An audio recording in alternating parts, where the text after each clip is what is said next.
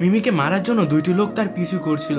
মিমি তখন ভয়ে দৌড়াচ্ছিল। দৌড়াতে দৌড়াতে সে একটি কালো গাড়ি দেখতে পায় এবং গাড়ির কাছে দৌড়ে গিয়ে গাড়ির দরজা খুলে গাড়িতে উঠে বসে।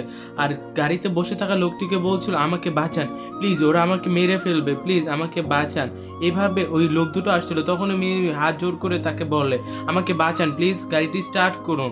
তখনই লোকটি গাড়ি স্টার্ট করে সেখান থেকে চলে যায়। পিছে আসা মেয়েটি রেগে যায়।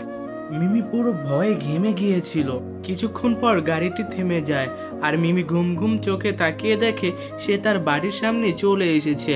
তখন সে তাকে ধন্যবাদ জানায় এবং গাড়ি থেকে নেমে যায়। সে বাসায় চলে যাচ্ছিল, ঠিক তখনই তার মনে পড়ে লোকটিকে তো থ্যাংক ইউ বলা উচিত আর কিছু দেওয়া উচিত। তখনই সে যে জানলার কাছে গিয়ে টোকা দেয় আর জানালার কাজ নামতে সে লোকটিকে দেখে তো ভালোবেসে ফেলে। এত হ্যান্ডসাম এত সুন্দর লোকটিকে দেখে সে কী বলবে কিছু খুঁজে পাচ্ছিল না। তখনই তার হাতে সে তার প্রিয় চকলেট দুটো ধরিয়ে দেয়। আর তখন সে বলে, আমার কাছে তো টাকা নেই, তাই তোমাকে দুটো চকলেট আর এই নুডলসটা দিলাম।